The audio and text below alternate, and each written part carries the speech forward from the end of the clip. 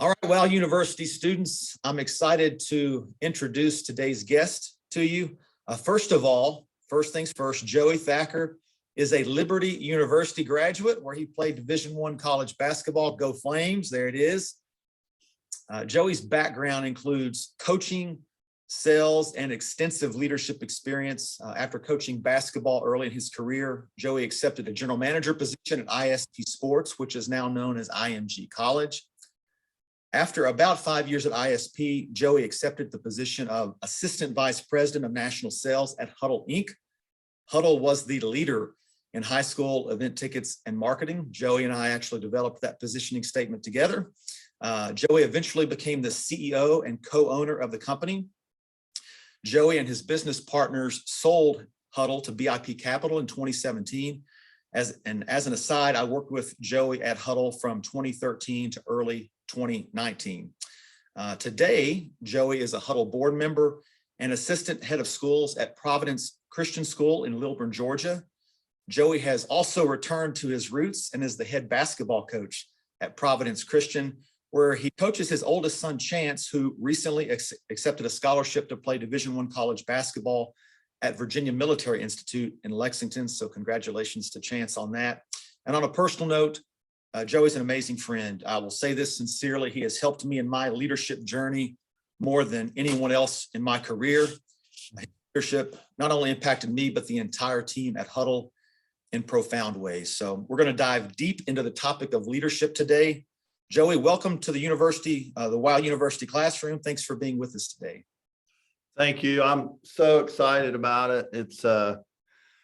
I'm in the middle of a lot of things. Our head of school had a heart attack and I'm taking over for him at the school and trying to coach basketball. And honestly, getting to be on this call and join this class, I'm more excited about this than anything I have going on right now. I'm just thankful you would have me. And John, I remember early, even in my leadership career, being in my bedroom on a phone call with you, initial phone call to try to talk you into coming to Atlanta to join our team. And just like you said about my impact on your life, that phone call changed me forever. And I got a dear friend and an accountability partner and someone that really inspires me to be a good leader. So thank you. Yeah, thanks, Joe. I still remember that call. I remember actually when I got the call, I went into my bedroom just to have that conversation. So I remember that vividly, and the rest, as they say, is history. So yeah, it's been really cool. So we got a group of students in this room right now that love to learn. And that's one of the things we always talked about at Huddle. So we're talking leadership today because you're the best leader I've been around. And I want to bring the best to our team. Let's just start with the definition. How do you define leadership, Joey? Yeah, I've thought a lot about this, and it's actually been changing for me a lot. And honestly, to me, it's being faithful in anything you do and approaching anything in a way that grows you and other people around you. It can't be, and not only does it grow you, it improves you as a person and improves the lives of others around you. So even in your own life, the way you approach your own life, do you know yourself and lead yourself well? And in doing that, does that impact and change the lives of others around you? And that could be and then every task that you get assigned to, whether it's your current job or whether it's taking care of your family or whether it's whatever it is, you approach it in a way that creates a ton of space around you for people to grow and flourish and get better and just really leaves an impact on them. Great. Leadership's not about me, right? It's about others. Why is it important, Joey? I mean, why is leadership important? Well, that's a tough question. I mean, it's important for a lot of reasons, but I feel like human beings are called to grow, and when we're not growing, our lives get very about the circumstances, and we get tossed to and fro. And leadership's important so you can become all that you're supposed to be, and that the people around you can become all that they're supposed to be. And And if someone doesn't take the lead in leading themselves in that way and approaching things they do in that way, it creates a void, and people get lost and people stop growing. And so I think it's important so I can grow as a person and others around me can grow as a person and reach all their potential.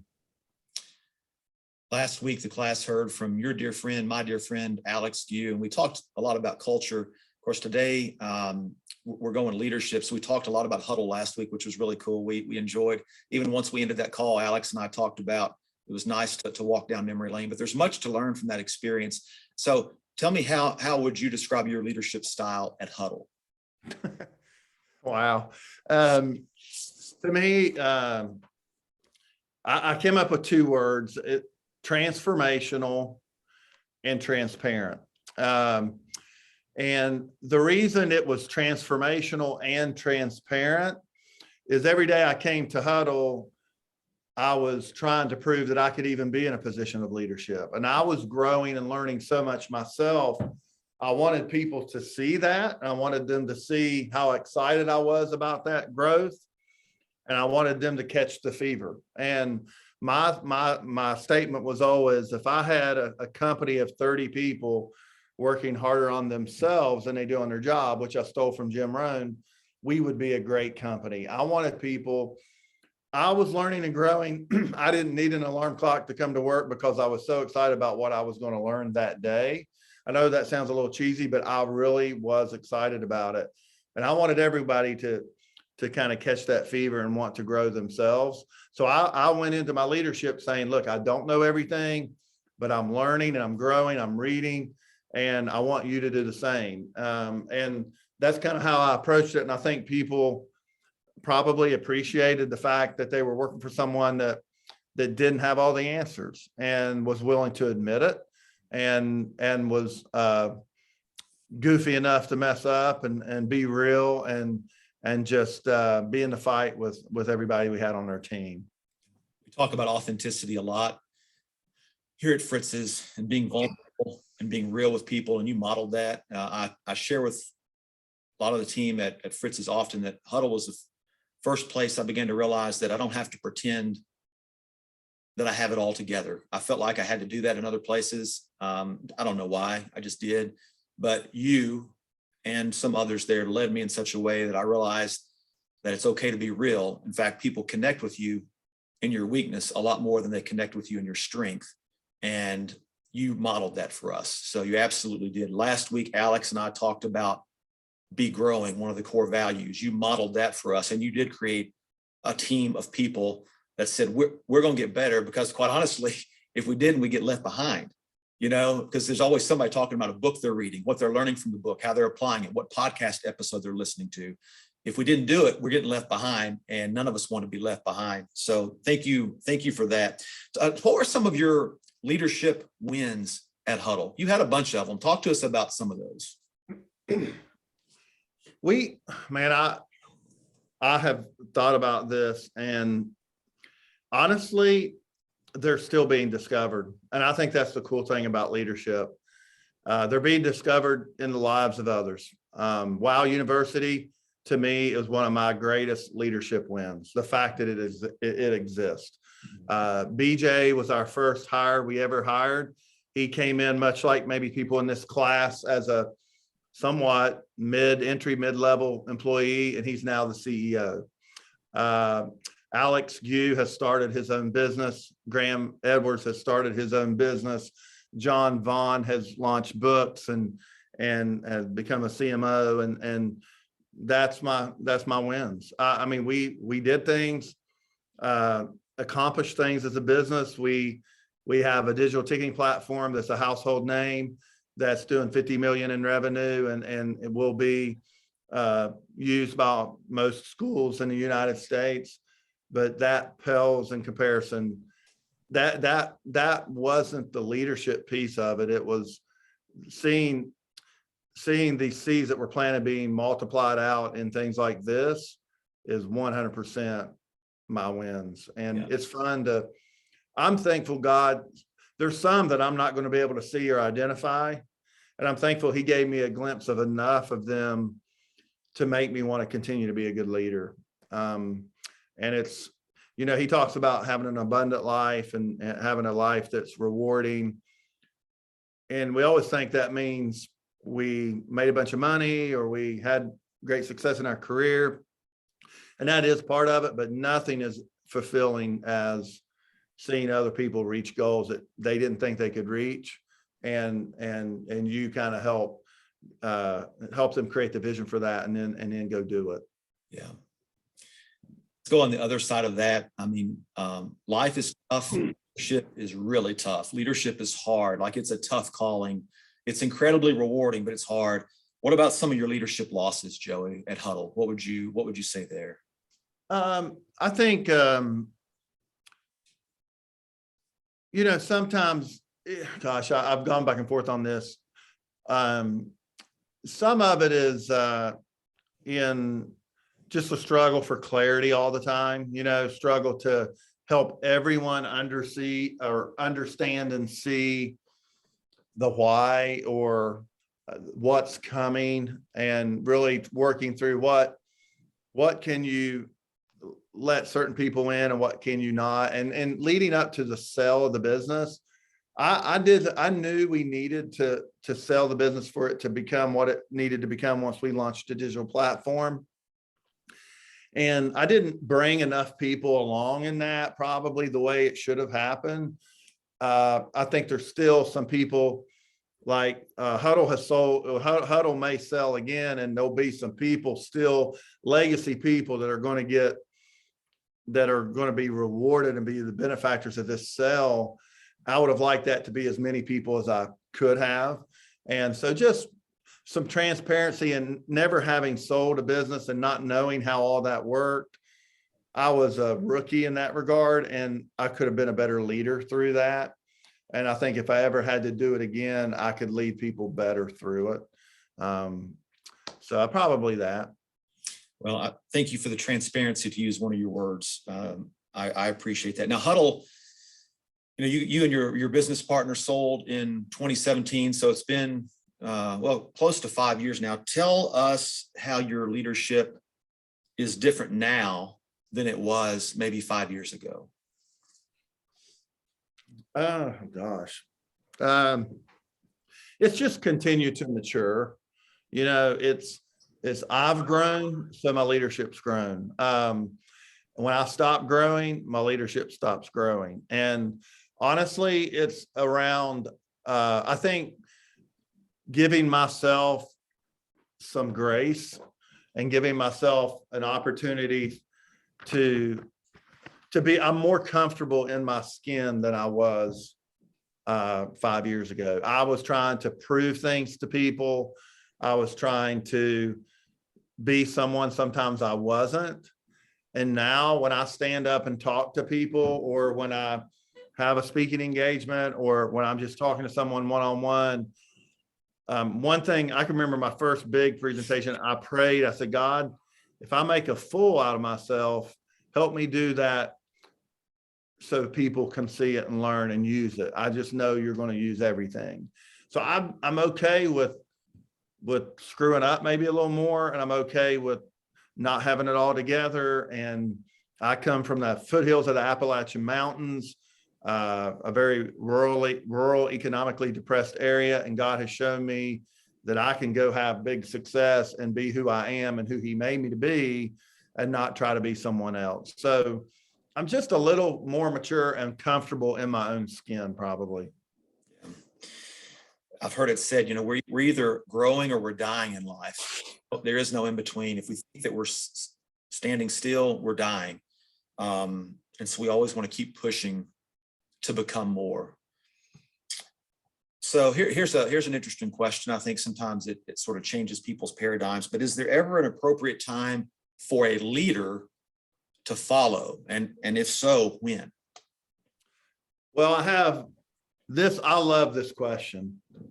And I hope I don't spend too much time on it, but I have two things I want to share with the class, or analogies, and to share with you, because you can continue to get better too, right? We all can. Heck yeah. But as a leader, you're the quarterback and you're in a game and you are moving the ball down the field. And when you come back to the huddle, you're getting feedback on what's going on out there in the field. You got a receiver saying, I'm open. You got a running back saying, get me the ball. You got a tight end that says the middle's open. And you get an opportunity to listen to all that feedback. And you get to make a choice when that ball snapped the next time. Am I going to throw it to the same person every time? Or am I going to spread that ball out, and am I going to listen to as many people as I can? And am I going to take what the market's giving me, what the game is giving me, and am I going to spread it around? And if you don't spread it around and you don't listen to everyone and you just focus on a few, your team's going to come back each time in the huddle being a little less motivated, a little less healthy, and you're not going to win. And you have to, as a leader, spread the ball around and take what is coming to you. And another thing, I don't know if you probably can't see this, but this is a pyramid that's upside down. And I put this on my wall, and I'm trying to convince the people at this school.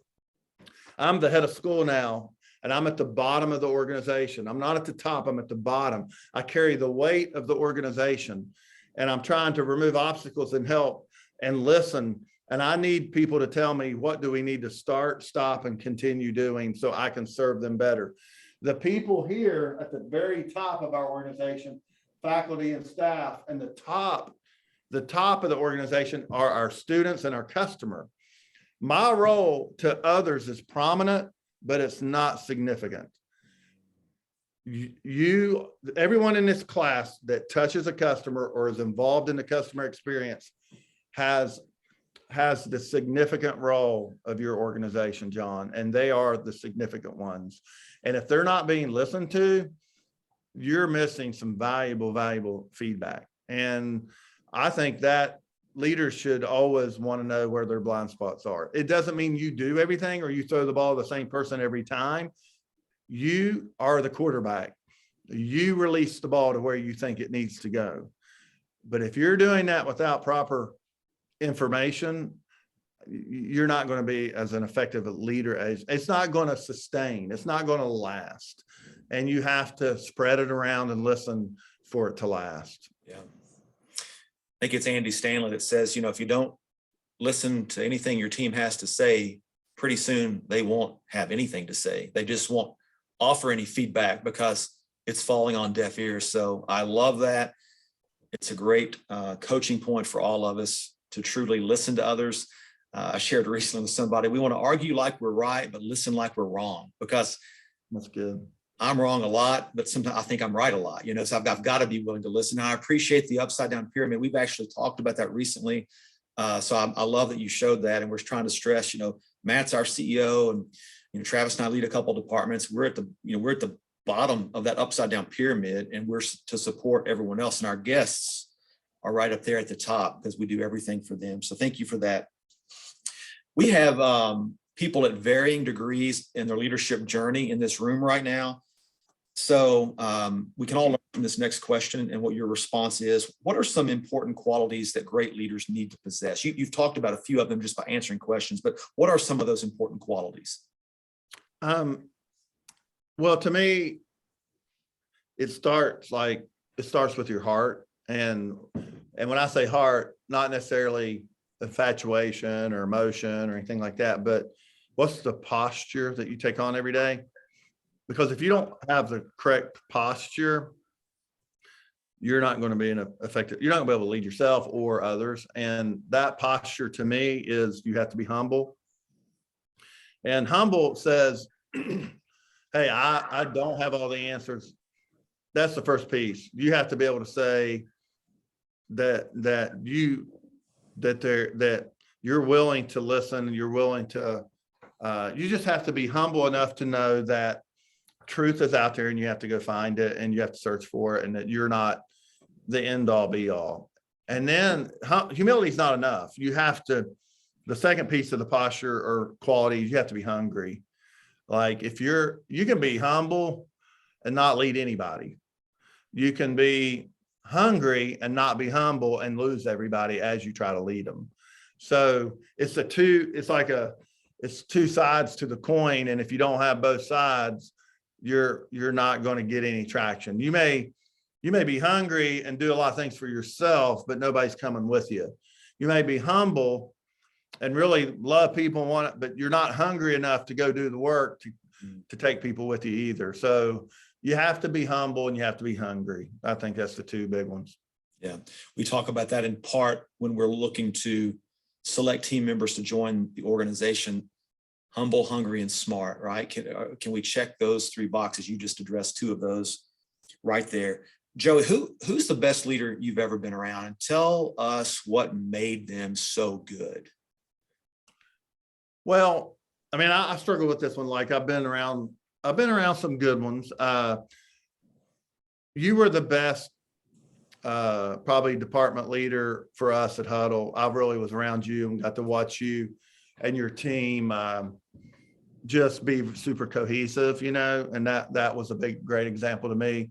But I always go back to what helped me in my life become humble and hungry. And I got this, I keep this on my desk, but this is my grandpa. And I wrote a little story about him called The Ravine. And it's about this ditch that was between my house and my grandpa's house. And I always saw that little pathway over to his house. I just ran through it as a kid every day. But looking back on it, it was this pathway to all this wealth of wisdom and love and understanding and servant heart that he had for me.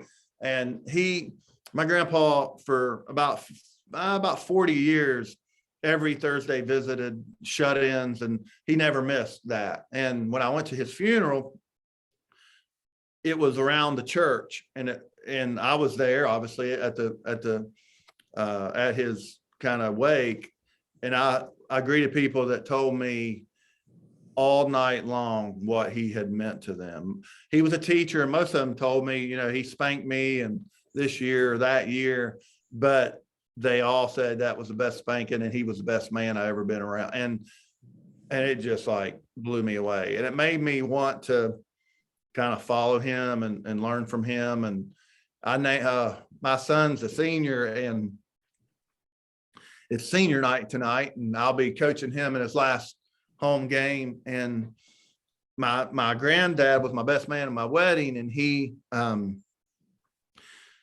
had terminal cancer when he walked the aisle for my wedding, and I knew he wasn't going to live much longer. But we got pregnant, and I said, "Hey, you may not be here when my child is born, but if it's a son, his name will be Chauncey." And so we've had our Chauncey, and he's named after this great leader that he's never met. And it's just, I guarantee you, like, not everybody, like, there's going to be somebody that God puts in your path that can be kind of your linchpin to help you understand who you want to be. And my grandpa, which we call Pawpaw, he was that for me, Thanks for sharing. That's a beautiful story. And I love the imagery that you presented there. And I wish I could have met your grandfather. I know he's an amazing man. He's awesome. Core values were always so important to us at Huddle. And in our discussion with Alex, we talked about the Huddle B6s and what each of those meant. And so I want to share our core values here at Fritz's with you, Joey, and just then I've got a follow-up. So our core values are excellence, accountability, trust, and ownership. And so the question is, or can you just share a few thoughts on how each of these values should impact our leadership efforts here at Fritz's? Yeah, I mean, they're all great core values, and each of them would impact leadership. Each of them should impact leadership. The one I'd say that sticks out to me the most, well, they're back to trust and ownership. As leaders, you either are placed in trust or suspicion and voids that come up, and being able to honestly, first of all, going all the way to the end to ownership, you have to own certain things as a leader. And the first thing you have to own is there's no bad teams, there's only bad leaders. So if you guys are struggling, you can think of a ton of things that are going on beneath you or below you in the organization that is the reason for that. But the fact that you're tolerating it and the fact that you're not celebrating the things that are going well enough that doesn't happen, it's on you. And that ownership, you have to accept ownership, first of all. And then as a leader, you have to give it back. So I'm asking you to do this, trusting that you get your role and you're capable of it and you want it. And I'm going to let you own it. And I may provide some suggestions or help you or remove obstacles for you, but I'm going to allow you to own it. And then I'm going to develop a cadence with you to hold you accountable whether or not you're owning it. Some people, and I've done this, I've asked them to own something, but I didn't tell them along the way how well they were owning it. Mm-hmm. And that's where the accountability comes in. And I think that's an area of growth for me as a leader too. Like, you may like a person and you may think it's the humane thing to do to not let them know where they stand. Well, you're really doing the opposite. And so I think these are great. The excellence, that's just, it's kind of a given, right? Like, and I would say as it relates to excellence, the thing that I've learned, especially being here, building a basketball program and doing all that, what I tell my boys is everything speaks. Everything says something about you, how your car looks, how your office looks. And some of it people can overcome and still be great leaders. But for us that aren't that talented, we can't. And we have to realize when I walk out the door, how I approach everything is saying something to someone. And I may or may not have an opportunity to overcome that. So that's where the excellence things, really for me, the excellence thing is more in the small things than the big things. So to the students, I promise I didn't ask Joey to say any of these things. Joey, you talked. I've not talked to you. Yeah. You talked about everything. Everything speaks. Two words we use all the time is everything communicates, and yeah, exactly what you're saying. And everything does communicate. And people are watching, especially if you're a leader. People are always watching you, and they're taking their cues from you. We talk about how the pack will run at the speed of the leader. So that's some responsibility right there for all of us who aspire to that. I'll tell you a funny story. And I'm kind of joking when I say it, but I'm kind of not. I used to have a full head of hair and was just this, athletic looking guy and everything. And I'm bald now and my looks are deteriorating rapidly. And I joke, people give me a hard time about my shoe collection and what I spend in shoes or whatever. And I joke with them, say, look, if I can get you looking at my feet and not my head, I'm going to have a huge advantage. But in some ways, having a nice pair of shoes on and being buttoned up in that way does help, right? But I always joke around, I need to get you looking at my feet, not my head. But I love it. Everything says something about you. If I was bald and wearing ratty looking shoes, then I'd be in bad shape. Well, you're convicting me because my shoe game is not good, nor is my fashion game. So I'm going to have to pick it up. But you have a beautiful head of hair, so you've got me beat. Well, I'm going to try to hang in there with it. Joey, we got a room full of young leaders right here. What are some ways to develop young leaders? Talk to us about how we can develop our teams. Oh man. Yeah, I mean, I think spending time with them, right, and investing in them like you're doing, and then giving them some rope and letting them screw up. That'd be the two ways I would do it. We had a senior-led practice last night. First time I've ever done it. I didn't formulate the plan. I let them build the plan and execute practice, and we watched, and it was hard. And so the first drill they did was 2-line dunk drill, and they just came out and started dunking. And I thought, oh, this is going to be a real disaster. But then they went right back into what we do, and they just wanted to have some fun to start with, and I learned a lot. And I also gave them, there was things about their practice that was good and things that weren't. And I was able to say, hey, these are some areas you can improve. And I feel like our team got better, and I feel like our seniors got better, and I'm really bad about that. Like controlling a little bit too much sometimes, but that's the big part, is letting them screw up a little bit. Joey, why would we do that? Why would we let somebody fail?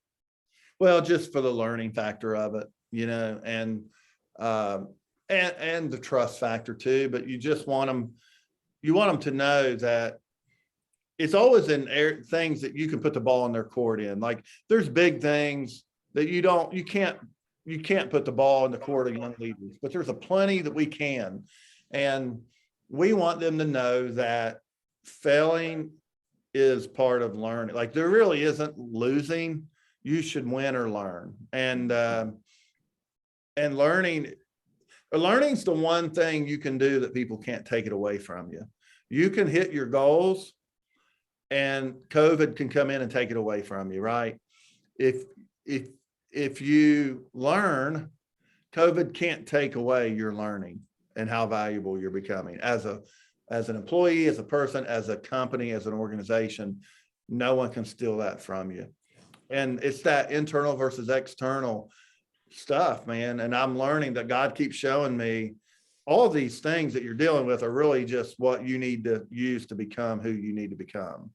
And nobody can stop you from doing that if you have the right mindset and the right philosophy. We got to get comfortable being uncomfortable. That's where the growth takes place. Joey, a lot of people in the room don't have anyone that reports to them directly. So can a person lead if no one is reporting to them directly? 100%. I mean, so there's you can lead up by just modeling out great behavior and providing feedback and healthy conflict and all that. You can lead to your peers across by simply being faithful in the small things and following the plan, right? I think that's the key. You guys lay out things that you would like to see done as an organization, and your employees or your team members get a choice. Am I really going to buy into that or not? And we have to do this crap, do we? Or if you would just say, hey, I'm going to be faithful in that and see where that gets me. Even these little things that they want you to do. I was working as a sales guy, and this guy kept winning the national award and getting all these big bonuses and trips and everything. And he told a story one year that he got it, and they were sitting in a sales training, and they were going over all these things that they wanted the sales guys to be doing. And this young seller leaned over and said, you believe all this crap? You believe all this stuff they're asking us to do? And then about a couple minutes later, he goes, how'd you get to where you got to? And Joe leaned over to the kid and says, by doing all this crap. And he was just doing what they told him to do. And he was hitting those metrics and winning every year. And sometimes we just make it too difficult. And you can be a great leader by just doing what you're asked to do in a faithful way. I stole this from you. Some of the students will laugh when I say it, but if you'll be faithful to the process, you'll love what the process produces. Yeah. Too many don't want to be faithful to the process because the process takes time, and we want it to be done right now, and it just doesn't happen that way. I want to go off script just a second. You talked about healthy conflict. Can you say a little bit more about what healthy conflict looks like? Well, it takes a lot of courage, and trust, but it's really just bringing up what you feel like is truth, but you're bringing it up in a way that matches your core values. But more importantly, you're bringing it up in a way that you like. To me, I want to disarm the person I'm bringing it up with on the front end and say, look, all I really want is for us to be successful, and I could be wrong and I'm not right in everything, but this is how I see this. And you're doing it in a heart of humility and hunger that you want to get to resolution. And a lot of times we avoid it and we think it'll take care of itself or it'll go away. 100% of the time, it will not, and it will be worse. When you feel that conviction, say, I really need to talk to someone about this, I would say this: talk to the person about it, but make sure the person you're talking to can do something about it. Don't go to someone that can't do anything about it and talk about conflict. That's called gossip. Go to the person that can do something about it and say, I'm struggling here. Help me understand, or can you help me? Those are words that you can say, and then you can hit them with some real conflict and truth. And they're like, okay, he just wants to understand, or he just wants to not, hey, this sucks. You shouldn't be doing it. Like, well, now help me understand. I don't see why we do this. I'd like to know or understand why, or I think we could do it this way. Help me understand why we're not doing it that way. Those are just your heart and posture and language that you use can help you kind of grease the skids and really get through life much easier. Great counsel. We are working hard and have been working hard to totally remove gossip from our organization. We are not there yet, Joey, but we are raising awareness and have been raising awareness to just what you said. And so I appreciate you sharing that, because it's so important for us to have the leadership courage to go to the individual that we have a conflict with, and to do so in love and with some grace and with some respect, and have an open, honest discussion. Because, and you alluded to this earlier, the cruelest thing we can do to another person is not tell them the truth. People need to hear the truth, but we need to connect. We need to connect love with that. Couple more. So last semester, the WowU students, we walked through a book that I know you've read. I think you told me about it years ago, called Dare to Serve by Cheryl Batchelder, the former Popeyes. And the book was really about her decision to lead in a new way, in a way that she thought would work, but she had to prove that it would work with shareholders right at the bottom line. And that was called servant leadership. So how do servant leaders impact an organization? I think they disarm, I think they tear the walls down that people put up that don't need to be there. And they model, when all is said and done, we're all guilty of saying more than doing. And when you start saying less and doing more, and in the lives of your teammates, like execution and executing on what you say is a great way to serve people. And I just think it just like, look, this guy or this gal is thinking about more than their career. They really want to support me, help me, serve me. And it creates an atmosphere of that people want to get involved with. Healthy teams, they have top to bottom buy-in, they're flexible, and everybody sacrifices. And that's from the top to the bottom. If only a few are sacrificing, then your leadership influence and impact is going to be crazy limited. And if you're not sacrificing, you're not going to be able to lead people. They have to see that you're willing to. Really, you have to be willing to do more than everybody else. Even like when we had Huddle, we were very loose dress code, right? And I love that. But I couldn't dress like an account exec. I didn't dress like a typical CEO, but I didn't dress like an account exec. If I had, I would have limited my leadership. And that sounds very superficial, but I had one of my great leader friends, Doreen Linneman, tell me, if they're wearing a t-shirt, you're wearing a polo, and because they have to see you as someone that's with them, that leads, that loves them, that'll hang out with them, but not as them. And it's just like with my sons or in my family, they have to see me as their advocate, but also their dad, right? And you have to choose and serve people in a way that allows them to do that. And some of our team can be in interesting spots at times because some of them have been, promoted and they've grown, and all of a sudden they're in a position of leadership with some people that they used to be peers with. And that can present some challenges. So again, I want to go off script quickly. Any thoughts or advice on how do you lead friends? Yeah, that's tough.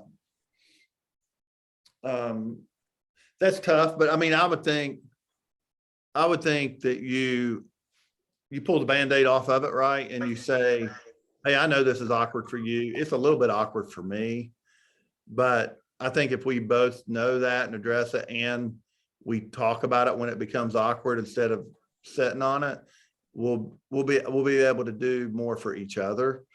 And look, I'm thankful that I got this promotion. I'd like to see you get to the point where you can have one as well. And my goal in this new role is to help you reach your goals. And if I can help you do that, let's go. If you don't want to do that, I can't help you with that. But if you want to, I'm here. Let's go get it. And I really tried to do that with my team. Like they knew I knew about that much more than them, if that, right? But I think they knew I was for them, and I think they knew I was trying, and I was in the fight of learning and becoming more. So they were okay, and they gave me a ton of grace, right? And that's kind of what you have to do. Don't get into the role and then all of a sudden you went to bed and woke up the next day having slept in a Holiday Inn and you know everything. Don't do that. That will not work out well for you. Common theme in today's discussion has definitely been, open, honest communication makes everything better. Even though it's tough to do, it makes everything so much better. So I want to encourage everyone in the room, myself as well, because I don't particularly enjoy some of those difficult conversations, but they have to be had for the good of the organization. Joe, as we start to wrap up, you have pointed me to so many leadership resources through the years. And you introduced me to Jim Rohn, the late, great Jim Rohn. And I've just, I gobbled his material up all the time now. But are there any leadership related resources that you'd recommend to any of our students? Oh man, there's so many.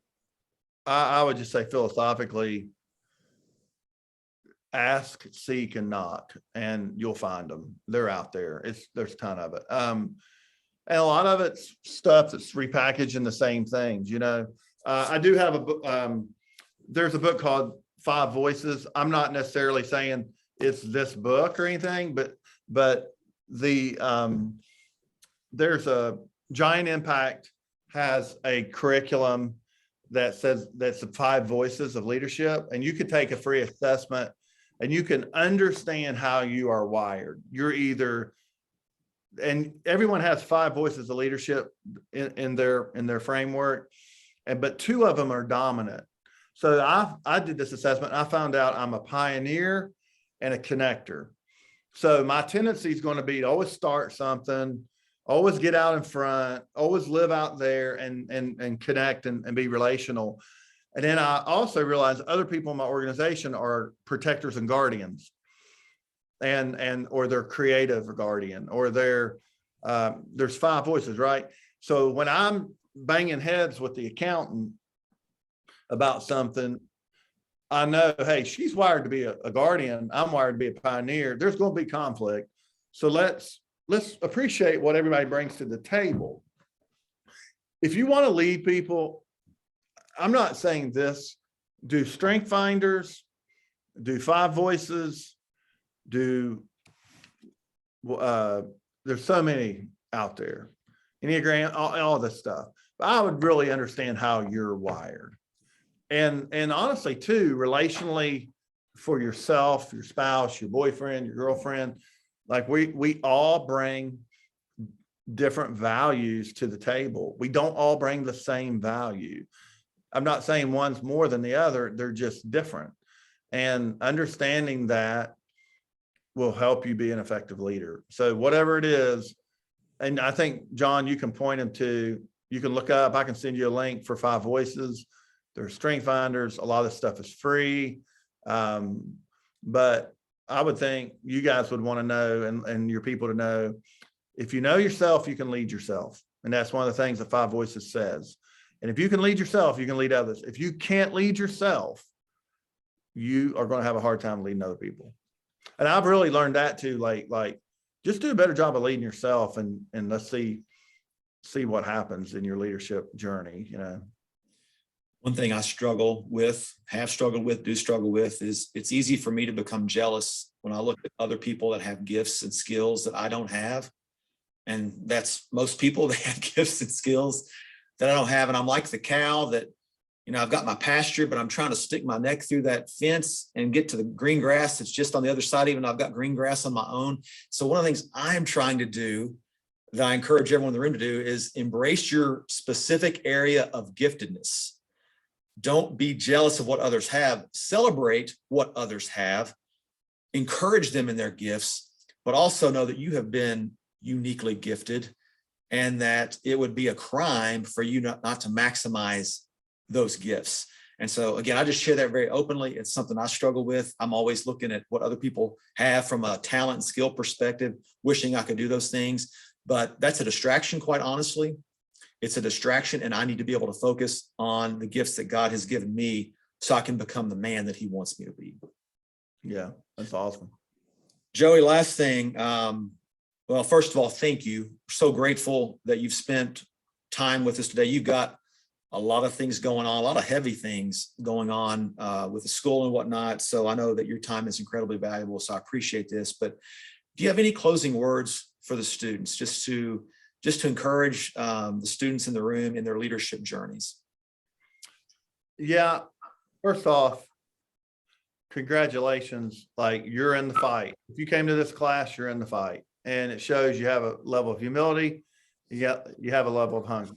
Guess what? You may have showed up because you want to look good in front of your employer, but even that can be used, and you can, a spark can be lit that could forever change your life. And so I just want to say thanks for showing up, and keep showing up.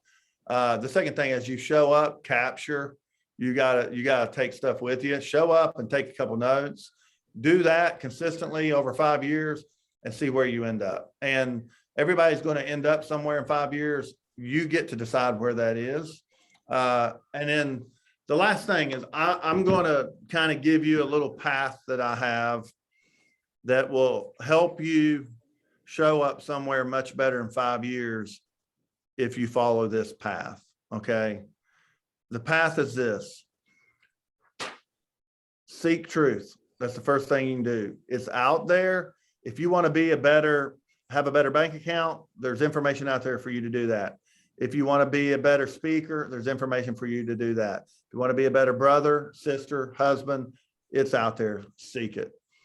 The second thing is accept ownership. Once you find the truth, accept ownership of where you are in that truth, and own wherever you are. Don't be a victim, and understand and own that piece of it. And then the third thing, once you know the truth and you accept ownership, sprint to faithfulness. Find a few little things you can do over time and do them every day, and measure whether or not you're doing that. And the last thing is value growth over anything else. If you're setting out to become a department head at this organization, or if you're setting out to put $10,000 in your bank account, value the growth that it takes for you to do that over the $10,000. If you do that, your circumstances will never own you, and you'll always prioritize, what am I learning every day? And in the good times and the bad times, you can still have something to be excited about. You still get an opportunity to grow and to learn. Value growth. I'm talking to my basketball team about that. We can win a game and not grow, and we can lose a game and grow a ton. What do we want to do? Do we want to become a better team, or do we just want to win so everybody thinks we're good? And I would just tell you, seek truth, accept ownership, sprint to faithfulness, and value growth. Do that. And man, 5 years from now, I'm shocked. Like, I didn't always do this. I was at Marshall working for IMG, and I was getting thrown around and tossed around, and I was comparing myself to other people all the time. How did they get here? How did they get here? And it finally hit me. If I want things to change, I have to change. Jim Rohn set me straight. I finally accepted ownership. And in a matter of 15 years, 3 5-year segments, I can't believe all that God has shown me and helped me work through. It's mind blowing. And I'm not even that smart. Like, if you have a lot of talent and you apply these things, holy cow, it's the most, like, it's what keeps us going, right? And we can be 80 and have 5 years left or 10 years left and still be on path. We can be 30 and be off, and we can stay off path for 20 years, or we can get back on it. And the more we're on this path, the more that we're going to discover. And I just encourage you guys to get on path of becoming more. If you do that, it's going to be a wild ride, a magic carpet ride in many ways, like Dr. Seuss said. And it's your choice. It's not mine for you. It's not John's. We can plant the seeds, but you get to decide. And that's another beautiful gift that God's given us, the gift of choice, right? And I just encourage you to make the most of those choices.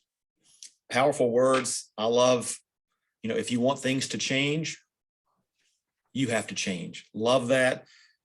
Students, Joey talked about a 5-year time frame. Pick any time frame you want, but the bottom line is the next 5 years are going to pass. And you can either seek truth, accept ownership, sprint to faithfulness, and value growth over anything else in the next 5 years, or not. But the time's going to pass. I encourage you. This is something I want to do. A couple of our values, by the way, are embedded in what Joey just shared with us. I encourage you to embrace the 4 things, that pathway he just shared. It's going to make us so much better. Joey, thanks again. This has been so much fun for me. It's just really a sweet time of fellowship to reconnect with you, and I greatly appreciate it. So thank you so much. Thank you. And you guys enjoy the rest of these classes and keep me up to date on how they're going. That sounds good, Joey. Thanks so much. All right. Thank you.